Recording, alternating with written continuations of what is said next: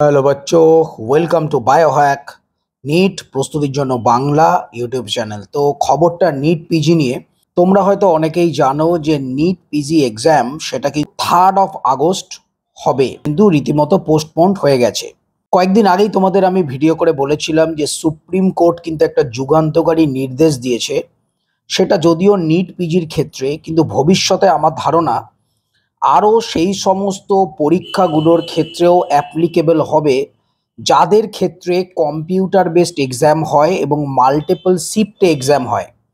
Supreme কোর্টের যেটা পর্যবেক্ষণ ছিল, যে কোনো পরীক্ষা যখন কম্পিউটার বেসড হয় এবং মাল্টিপল শিফটে হয়, তখন প্রত্যেকটা শিফটের কোশ্চেনের যে লেভেল, মানে হার্ডনেস মেনটেন করা সম্ভব নয়।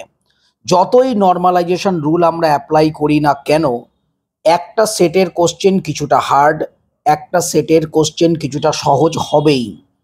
তো এক্ষেত্রে কিন্তু একটা ইনইকুয়ালিটি চলে আসছে স্টুডেন্টদের মধ্যে। প্রত্যেকে সমানভাবে সুযোগ পাচ্ছে না, যেহেতু পরীক্ষাটা একটাই। সেই জন্য সরাসরি সুপ্রিম কোর্ট কিন্তু এই মাল্টিপল শিফটে যে এক্সাম, নিট পিজির এক্সাম, সেটা কিন্তু ক্যান্সেল করে দিয়েছে এবং এনবিইকে নির্দেশ দিয়েছে তাদের সিঙ্গেল শিফটেই পরীক্ষা নিতে হবে। এনবিই প্রায় 2 মাস সময় চেয়েছিল সুপ্রিম কোর্টের কাছে। সুপ্রিম কোর্ট তখন বলেছে অতটা সময় দেয়া যাবে না। এনবিই যেটা বলেছে যে এখনো অবধি আমাদের মোটামুটি কম্পিউটারে পরীক্ষার জন্য 450টা সেন্টার রয়েছে। যদি সিঙ্গেল শিফটে আমরা এক্সাম করতে যাই, তাহলে সেটা বাড়িয়ে আমাদের 900টা সেন্টার করতে হবে। এবং এই 900টা সেন্টার অ্যারেঞ্জ করা, সেখানে কম্পিউটার অ্যারেঞ্জ করা বা সেখানে ইন্টারনেট কানেকশন থেকে শুরু করে যাবতীয় সিকিউরিটি অ্যারেঞ্জমেন্ট করতে মিনিমাম 2 মাস সময় লাগবে। তো সুপ্রিম কোর্ট 2 মাসের জায়গায় অনেক বলে কয়ে আলটিমেটলি 3 আগস্ট কিন্তু পরীক্ষাটা হবে। সুপ্রিম কোর্ট মেনলি যেটা বলেছিল যে পরীক্ষা কন্ডাক্ট করতে যদি এত বেশি সময় নেয়, সেক্ষেত্রে ভর্তির প্রক্রিয়া বা কাউন্সেলিং এক্ষেত্রে সমস্যা হতে পারে। কিন্তু কিছু করার নেই, কেননা সেন্ট্রাল গভর্নমেন্ট বলো বা এনবিই বলো, এত শর্টেজ টাইমের মধ্যে এতগুলো নতুন কম্পিউটার সেন্টারের অ্যারেঞ্জ করতে পারবে না। সেই কারণেই কিন্তু টাইমটা দেওয়া হয়েছে 3 আগস্টে। যদিও নিট পিজি এক্সাম কিন্তু মাত্র 2.5 লক্ষ স্টুডেন্ট পরীক্ষা দেয়। এছাড়াও আমাদের নিটের ক্ষেত্রে তোমরা জানো 24-25 লক্ষ স্টুডেন্ট রয়েছে।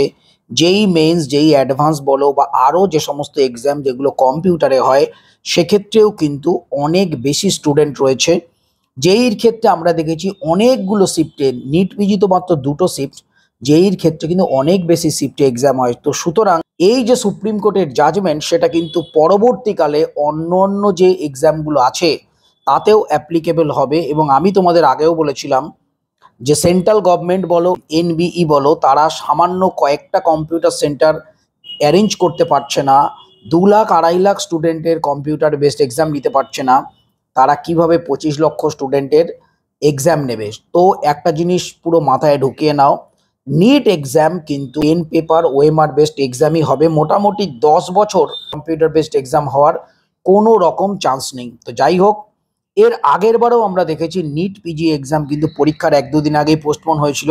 এনটিএ বলো বা এনবিই বলো বা যে কোনো সংস্থা এই মুহূর্তে আমাদের ভারতবর্ষে প্রপারভাবে এক্সাম কন্ডাক্ট করতে পারছেই না। এর পেছনে অবশ্যই বিভিন্ন দুর্নীতি তো আছেই।